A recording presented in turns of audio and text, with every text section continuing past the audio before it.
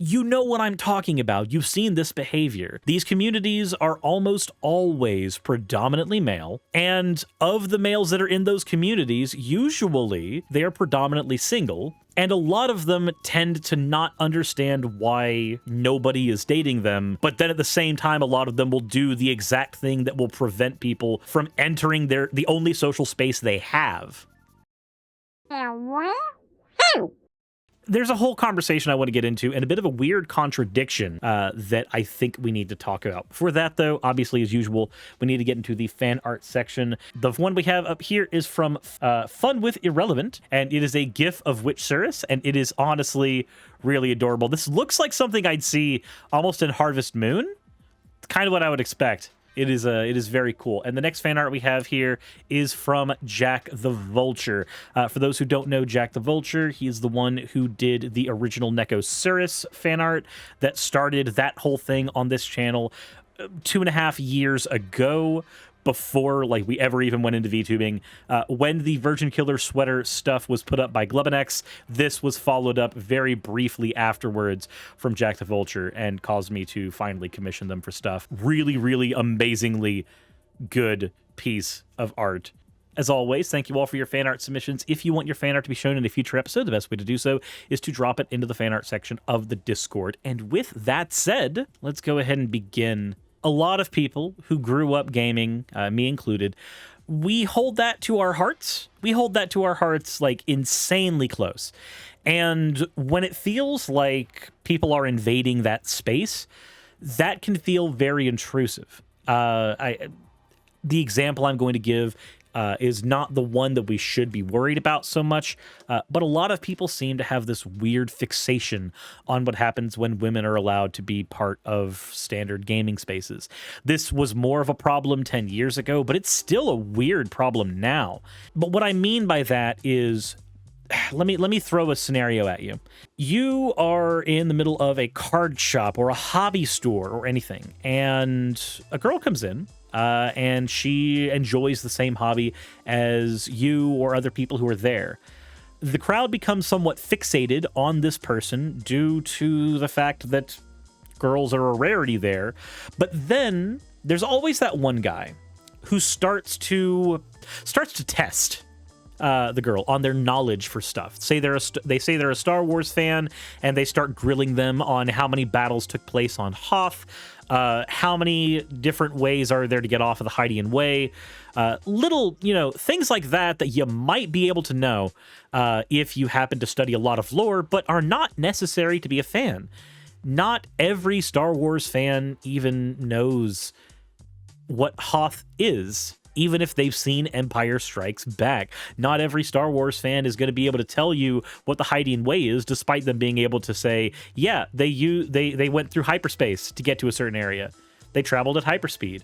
And that's fine. You don't have to be that kind of person. But this person will be grilled. Now, what's another thing that happens? This person, let's say it's a card game, and they bring in a deck of theirs that they've made, and now suddenly people are even more hyperfixatedly judgmental on how they're operating with this particular game than they would with other players for the game. People start to get a lot more judgmental and basically start to do the kinds of things that cause people to not want to be part of these communities. It is, generally speaking, harder to be part of gaming communities when, you code female. And that sucks, but it does create a very strange contradiction here. I want to ask you a second scenario that maybe you've encountered as well. And that is the person or people who are gamers, are part of a greater gaming community, but can't get laid. And more importantly, complain about their inability to get laid. And when they say get laid, you think they mean dating, you think they mean getting a partner, but realistically, it's getting laid. A lot of times it's just they're worried about getting laid. This person would not want to date somebody who's ace, for instance. They want to date somebody who they have the ability to fuck. Maybe I've just seen some weird shit from conventions and from card shops and everything else, but more often than not, these are the same person complaining about not being able to have a sexual partner while at the same time demonstrating that you are completely inept at any type of communication where the opposite sex is considered. Now, this is one of those things that means a lot to me because when I was in high school, I viewed myself as a loser. I didn't figure I'd ever be able to date, but I've had steady girlfriends since 15 for some reason. To quote Channel Pup, and this man has sex and that's strange. That's not me trying to brag. That's me pointing out that if you are the most obsessed nerd, you can still find a partner. Like, that's not an impossible thing. But this contradiction is really weird.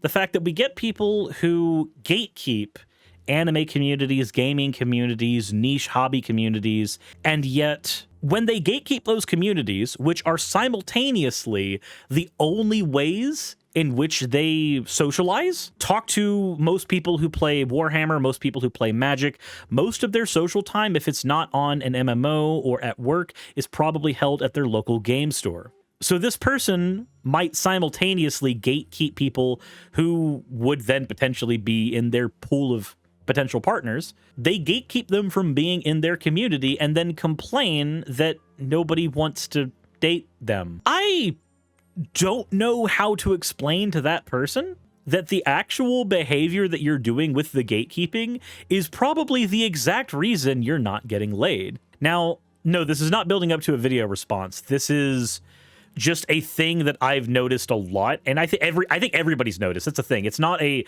new thing. I'm not telling anybody anything that's like fundamentally going to change their paradigm. This is stuff that everybody's recognized at some point. Everybody who's been part of an MMO, everybody who's been part of a MOBA, everybody who's been part of a card game community, a tabletop gaming community, everybody who's been part of the fighting game community, you know what I'm talking about. You've seen this behavior.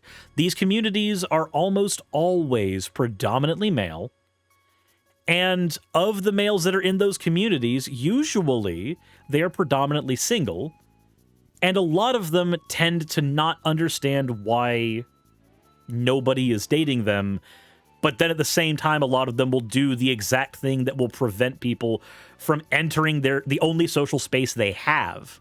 And yeah, and this manifests differently in every one. For card games, it's girls won't be competitive.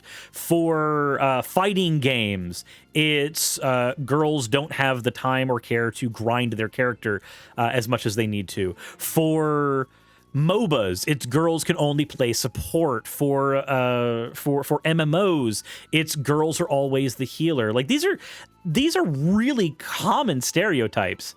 Everybody has encountered them. If you're part of nerd spaces, you've seen this. So maybe I just kind of want to point that out so that we can have a bit of a conversation how to stop that. I'm not saying that the end goal of everything should be to date. It's not.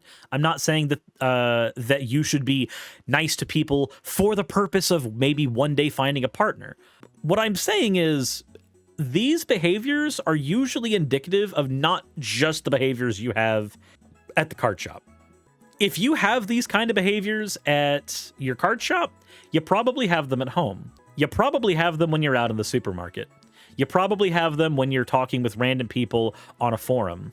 This is coming from the perspective of somebody who does things at card shops in you know, locations where nerds congregate all the time, because this is where I see it more often than not. It's why we even have that weird person who, when they hear the girl's voice in the Call of Duty lobby, freaks out and starts being their white knight. The reason that that person even exists is because somebody was there to gatekeep that community to begin with. If you want to get into some of the history here, a lot of this does come down to marketing. And what I mean by that is gaming as a hobby was actually pushed towards a largely male audience for the longest time, and then a separate demographic for female audiences was actually pushed. The same way that we color code things pink and blue, we started having like, here's your Barbie horse adventure. This is what you're supposed to play if you're a girl. Here's your, you know, here's the girl game. That is a thing that we did do. But here's the thing. That was a wonderful excuse 15, 20 years ago. We don't have that same level of discrepancy in the gaming community anymore. We don't have that same level of divide. that we used to in our releases, and it's a lot more normal for anybody of any age or gender to just play freaking video games, which only really leaves one more factor. It kind of coming down on the people who influence our own social spaces. Parents, 15 to 20, more like 30. No, this was still a thing during the PS2 era. We still had a lot of like gendered games in the PS2 and especially the Nintendo DS era. I guess the biggest point here, though, is that when it comes to things like gatekeeping, you're generally keeping people from getting in your community. So my question comes down to, why are you gatekeeping? This isn't just about dating. This is about the fact that when you do gatekeep these communities, all you are doing is preventing people from enjoying a hobby with other people. And you have to ask your question as to why. Usually, you know what, chat? Fire off some reasons why you've seen people gatekeep. I'll go ahead and throw out one that I've seen. There's usually the hipster response.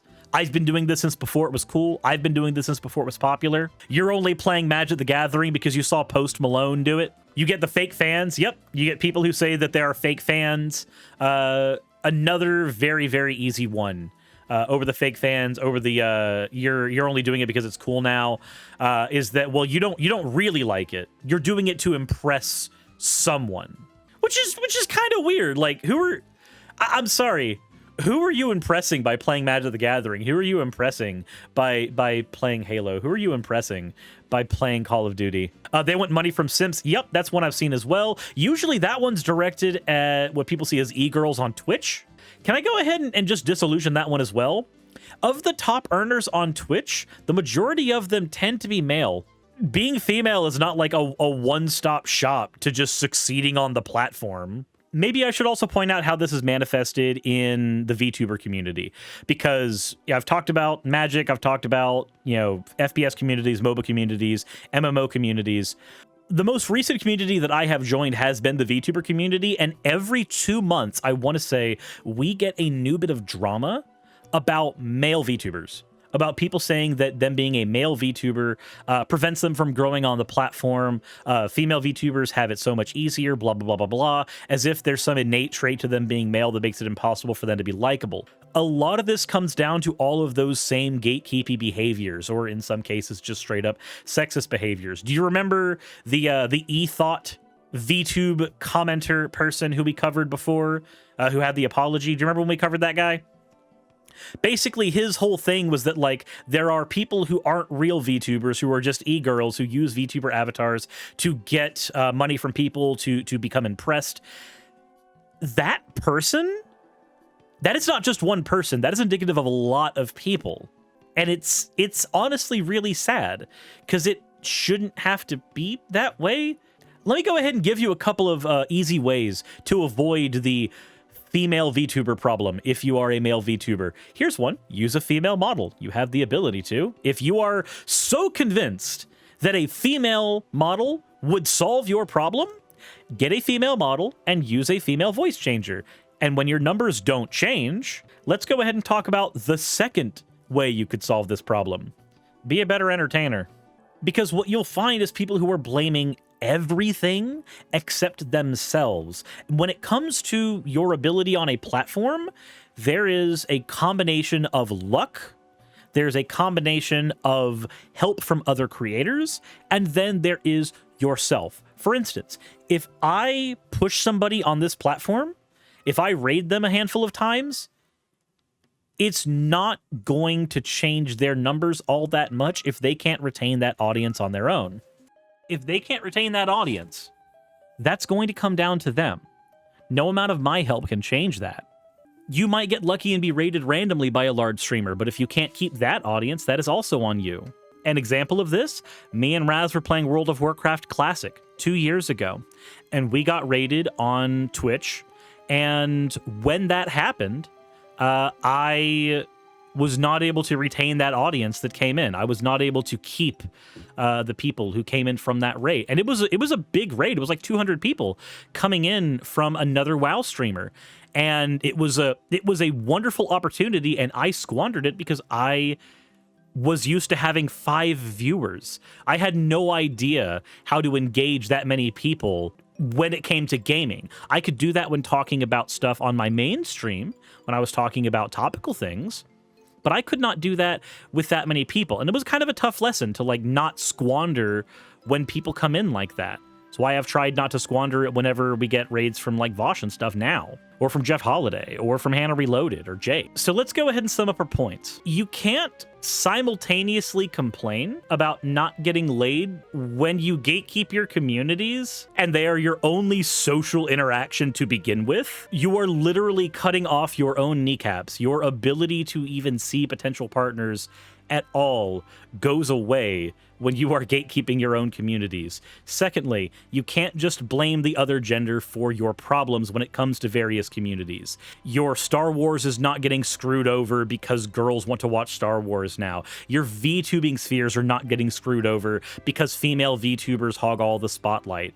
None of this shit is the case. A lot of times, what you really need to do is engage in a little bit of introspection. Understand, yes, that there is a lot of luck and there is a lot of networking that goes into making it on certain platforms. There's a lot of that goes into getting better at various games. You're not going to get better at a card game unless you have people to play with, after all. You're not going to get better on Twitch unless you have some way of gaining an audience. But understand the amount of that is on you and that you can't blame on random people who probably, statistically, don't even know you exist. Gatekeeping is a giant issue. I don't think that most gaming communities should be gatekept. I think that it should be something that everybody has the ability to enjoy and engage with at any point in time. If you have problems in a community, you're part of that community. You can be part of making it better. It's never easy, but you can. You can at the very least help.